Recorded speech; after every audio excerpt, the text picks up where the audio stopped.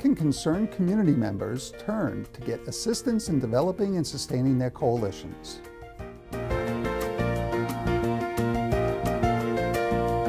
And Cheryl Hecht from the Pederson Krag Center joins us to discuss the GamPRO program. Very much so. Gamblers typically have poor concepts of money. So what we do is we introduce budgeting, money management with a financial partner. We, if they don't have a family member that can help, we often introduce a fiduciary so they can help. And we revisit the segment on underage drinking. Hello, I'm Art Flesher from Suffolk County Health Department's Division of Community Mental Hygiene. I'm your host for Something of Substance, our monthly video magazine. Welcome back. Each month we show how substance abuse, mental illness, and developmental delays affect you, your kids, and your community. We'll also give you a few examples of how services in Suffolk County help people find the inner resources they need to tackle their problems.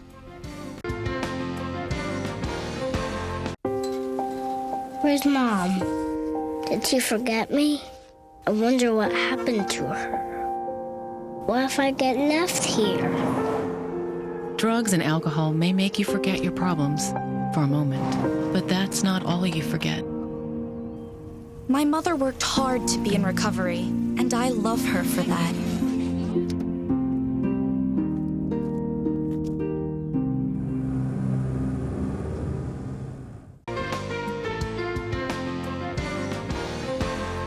The Suffolk County Prevention Resource Center is a valuable resource for many agencies and community groups.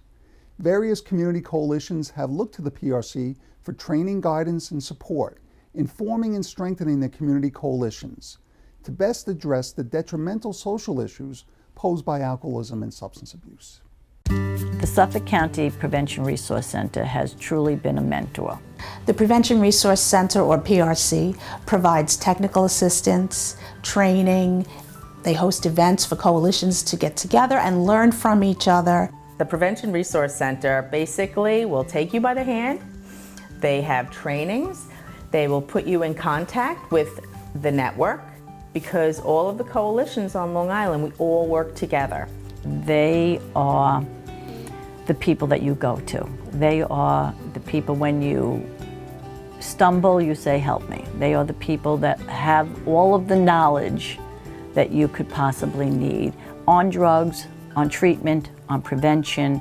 They are a remarkable group of people that really leads the way for you. They have provided us with website links that we can go to. They have provided us with information about other community coalitions and their contact people. They have told us about events and strategies that other coalitions have used. They have come to our meetings and provided information for us. The PRC has also provided conferences in the community that several of our members have attended. We work closely with them. They send speakers for us. They provide brochures for us. They talk us off the bridge when we have problems. They're a great support network. We get a lot of concrete data for them, for articles, and to disseminate in the community. We like to bring hard data to our people.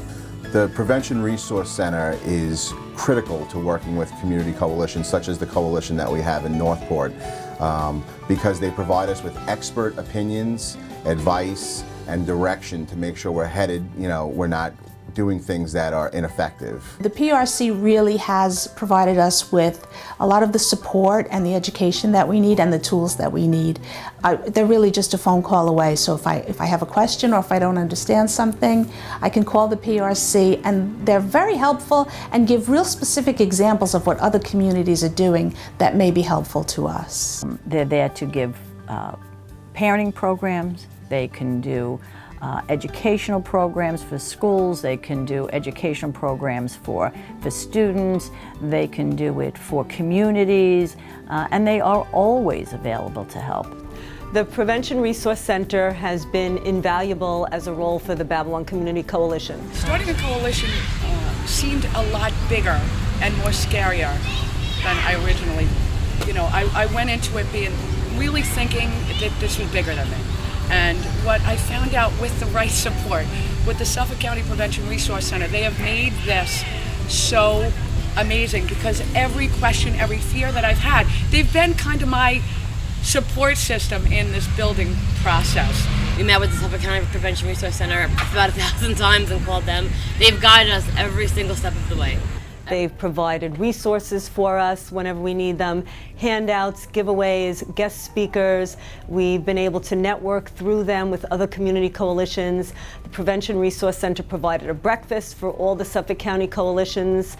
So we were able to brainstorm different ideas, share about different ideas. So they've really been a fantastic resource for us from day one. I joined the coalition as a community prevention specialist almost 3 years ago, and at that time the PRC came out and did a training, Pam Mitzian specifically, and she was instrumental in helping me personally understand the difference between a program that targets individuals and the evolution of environmental strategies that look for population change across levels. Throughout, the PRC has hosted a number of events.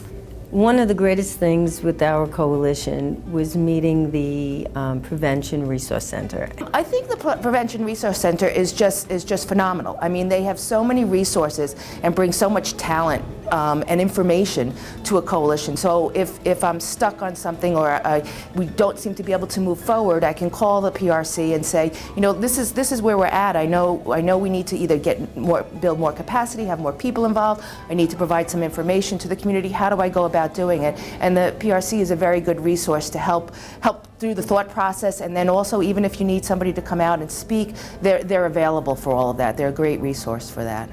I do not think we would be as successful as we are today without their intervention. Not only did they help us get an understanding of where we needed to start up, they helped us set the agenda. They actually spoke at our meetings. They gave us statistics in our informal gatherings that I used when I was speaking to the people. They're just a fountain of information. The Prevention Resource Center has been invaluable in our program. PRC has helped us in trying to bring our community together. They have helped us to set up our meetings. They have helped us in bringing guest speakers to our meetings and to bring the Suffolk County Police Department in with us. And I feel as if without them, we wouldn't be where we are today. And we need them to help us and guide us along this road. I have never come across more encouraging people. They make you feel like, wow, this can work, this will work, this will be positive. And they've been right there. They've been 100% correct in everything, in their guidance. I would highly recommend the PRC to other people. Anybody who's interested in starting a coalition, because the PRC, that's their only motivation, is helping other communities develop community coalitions. They are a wonderful group of people with lots of resources, and they're passionate about the topic. The Prevention Resource Center is, as its name says, a great resource to us. Every coalition, at some point or other, will need somebody to fall back on, will need somebody to lean on, and there is nothing wrong with saying help. And PRC has always, always been there to help. We'd like to commend all the featured community coalitions for their time and commitment to this volunteer effort. Also, we'd like to thank the Suffolk County Prevention Resource Center for providing ongoing assistance and promoting prevention. To find out more on community coalitions, or if you're interested in helping or forming a coalition in your community, please call area code 631-608-5014 or visit the PRC website at www.liprc.org. Up next, we have an informative discussion with Cheryl Hecht from the GamPRO program at Pederson Krag.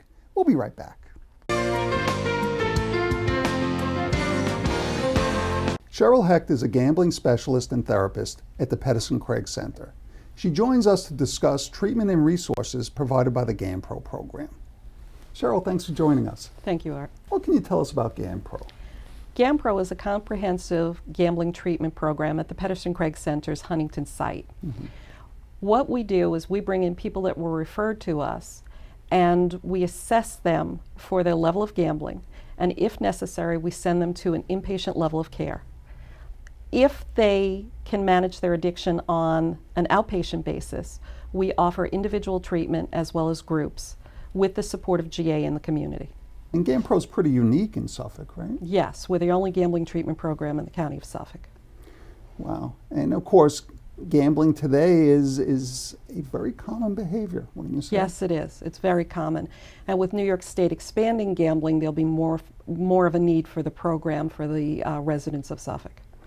Now, would you say that's because more people will gamble, or because of the type of gambling, or does it matter much? Well, with increased exposure, you know, with any addiction, with increased exposure, there's people that find it a problem. The average person would take this increase and, you know, they're social gamblers. They would go and do it for recreation, like going to a concert or a movie or some other leisure time activity. But there are other people that can't stop. They spend more money than what they would originally intend. And, you know, it becomes a problem for them personally and professionally. So it's similar to other addictions in terms of using beyond what you intended to, using despite adverse consequences and things like that. Very true. But this is a silent addiction. It's not like you will smell it. It's not like you'll see it. And in America, it's not socially acceptable to talk about your financial means. So it's very hidden because people keep their financial income close to their chest, so to speak. So there's a lot of secrecy regarding it, and often family members are the last ones to know. So they wouldn't know if somebody took investments or assets and liquidated them, and then they find out at the end that all the money is gone. So it's a real problem, and you know, they can't get their loved ones help early on when they should. And it clearly is a family issue, and I imagine there's a need to involve family members in the care. Very much so. Family support is very important. And it's also important to create barriers between the identified gambler and their money. So if they can have a family member that's a financial partner that will assist them, where they can offer an opinion about the finances but not actually be handling the money, that's often very helpful. So in a sense, once the compulsion really takes hold, once the addiction is powerful, you need some external controls almost, some external ways to help them deal with that temptation, because they may not always be able to. Very much so. Gamblers typically have poor concepts of money. So what we do is we introduce budgeting, money management with a financial partner. We, if they don't have a family member that can help, we often introduce a fiduciary so they can help take care of the finances.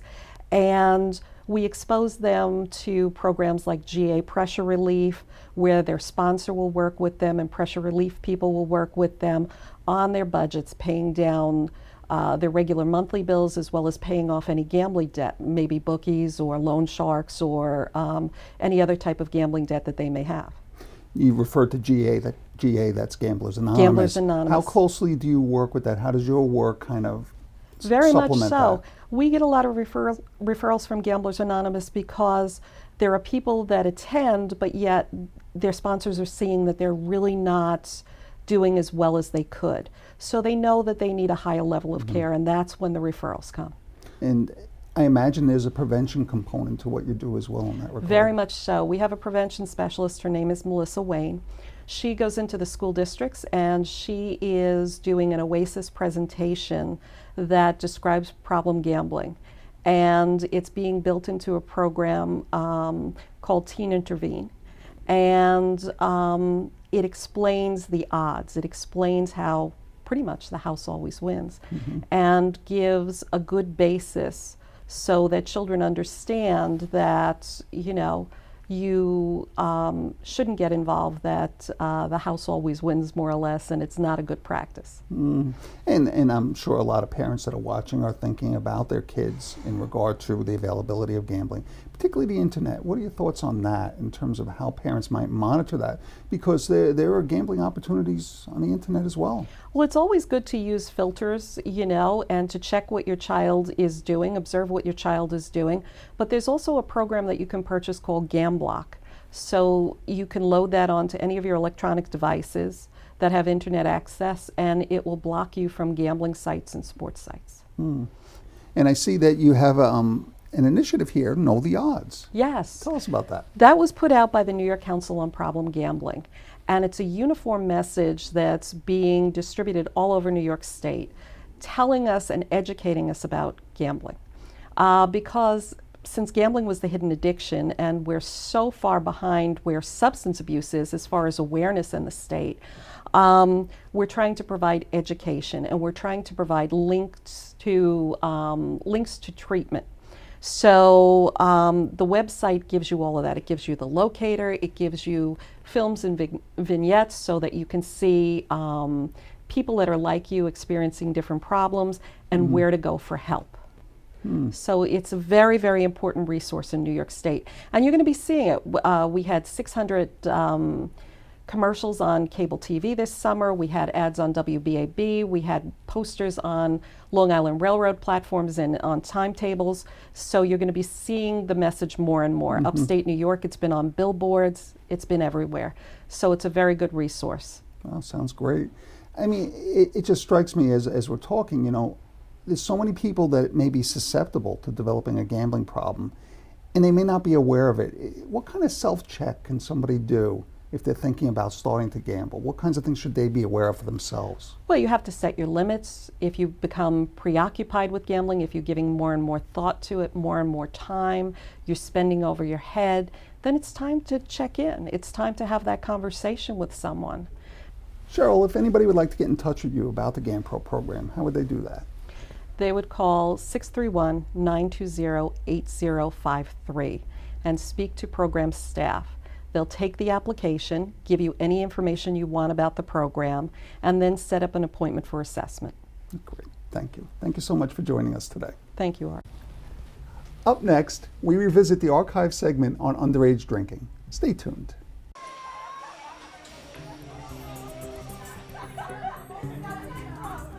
They'll be fine, I hope. What if you could prevent a young person from getting hurt or killed? What should I do?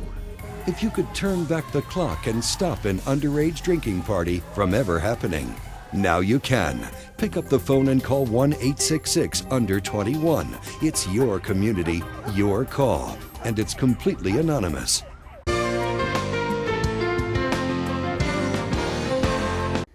There is a growing recognition that underage drinking is not just a problem for kids. In our archive segment, we revisit the efforts in Eastern Suffolk County to change the thinking about teens and alcohol. Alternatives as a treatment agency, we cover the spectrum of prevention, treatment, and recovery. From my perspective as a drug treatment director, I could tell we had an issue because we would get adolescents who came in here for treatment.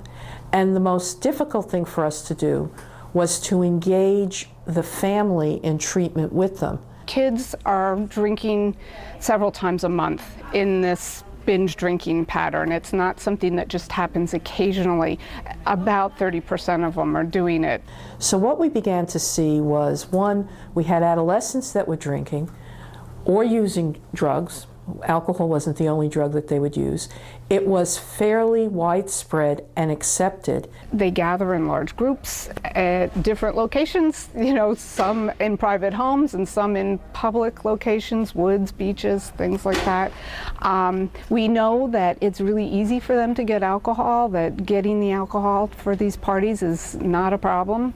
And that we also had an adult population that didn't quite understand that it was happening at the rate it was happening and what their role might be in that.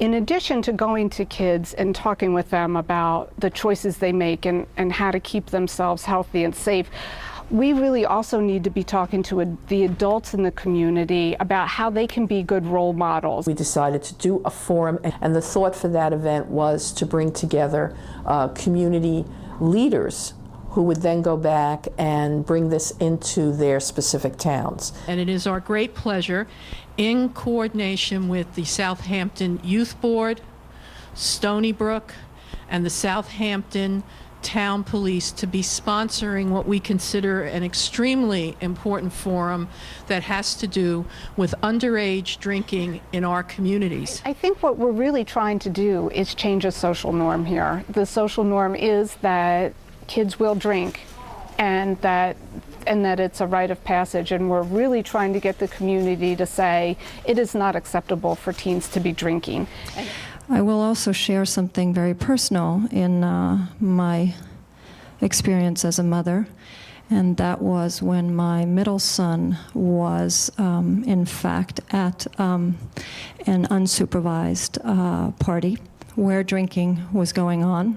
And he was one of 3 boys that was taken to the police station and held responsible for some damage that was done at that house.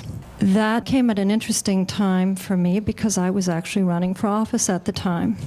And so I shared the dubious distinction of being on one page of the newspaper speaking about something, and my son on the opposite side of the newspaper as part of the police blotter.